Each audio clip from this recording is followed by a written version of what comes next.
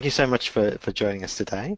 I'd like to introduce Fernando Villarino, who runs a living lab in Barcelona, and we'll be hearing all about his living lab over the next during this presentation. Fernando, perhaps you'd just like to give us a bit of an overview of your background and your living lab. Mhm. Well, I'm a physicist myself. My background is physics. I studied physics when I was living in Galicia, and then in the years 2000, I came into Barcelona to finish my PhD, but it was related to computer science and artificial intelligence. So now I'm a professor in computer vision and artificial intelligence, and I'm working in the Computer Vision Center. The Computer Vision Center is a research center in Barcelona devoted to teaching computers how to see and understand what is happening in images and videos. And we apply that in different fields, for example, in medical imaging. So we are helping computers to understand what is happening in magnetic resonance, for example, and to give this information to the physician.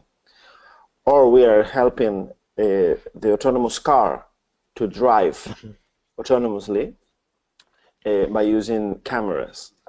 Or, for example, we are teaching the computers how to identify words in open text, etc., etc. So this is really connected with innovation. So we are having different spin-offs and different projects and different software patents. But we were really also interested in having a fast way of impact of our technology into society. And for this reason, we got engaged in this project, which is the Library Living Lab, that seeks how to transform with technology the cultural experience of people. I mean, how technology transforms the cultural experience of people.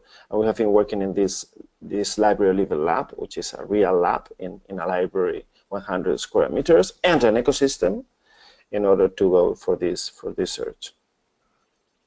Wonderful. So one of the questions we always like to ask early on is, I was wondering if you could just put up the website for your living lab, just so people start looking at that. But I was also wondering, one of the questions we kind of ask everyone early on with a living lab is what is a living lab, and what do you think its key attributes are? Yes, a living lab is an infrastructure, is a tool. It's a tool for social innovation. That is what a living lab is. From all the tools for social innovation that we are having currently, living labs are based on two main things. The first one is that what you see in the web, people is in the center. People is in the center of all the innovation process. And the second one, which is what we are having here, is that who we are, right? Sorry, is that we have all the one is that what you see in the web, people is in the center. People is in the center of all the innovation process. And the second one, which is what we are having here, is that who we are, right?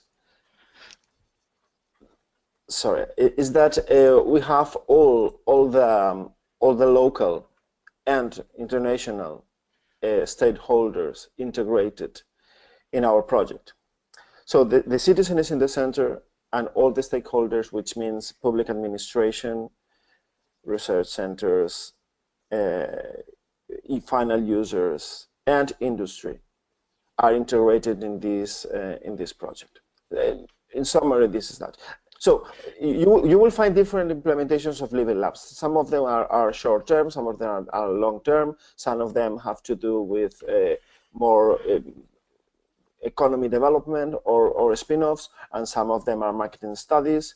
our particular implementation of this living lab is a physical space in which we share with the library users new ways of technology, and we try to develop this paradigm of library as a meeting point.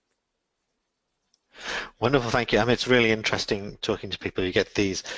There's a lot of commonality, and then there's just these slight twists on implementation. That sort of makes each living lab have its own little kind of DNA that makes it unique. I mean, I noticed that you were a best practice living lab for Enel in 2015. You're nominated to be one of the best practice. Can you tell us what kind of sort of attributes got you across the line for the best practice living lab? Okay.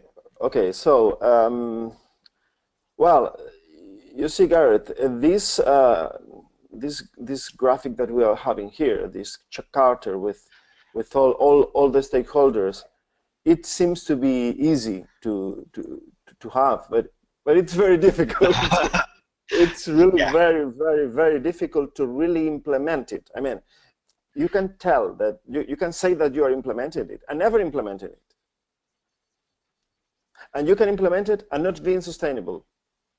Yes. So I think that one of the things that we have done, and it is related with this thing, with this timeline that we are having here, is that we really had a set of people who really believed that in this building that we are having here, the blue part would be the space for the living lab. Mm-hmm. We could really have a transformation action. We really wanted to get it and to get it sustainable. So we knew that in order to do that, we couldn't do it from the day to the night. So what we did is this timeline in which from 2011 to 2016, I mean 5-year plan, we worked in creating first a setting up in order to create the community, to define the methodologies, and to go for the strategy of our main lines of action. During the year 2015 and 2016, we went to the implementation of these methodologies, and it's a hands-on implementation, so, and a dynamic implementation. And from the year 2016 on, we planned, and we are on it now, that we really wanted it to be sustainable. So we are defining now, all together with all the stakeholders, a governance model. So I think that one of the reasons why, Enol spotted us is that we really went to all the to the whole pack, to the whole process.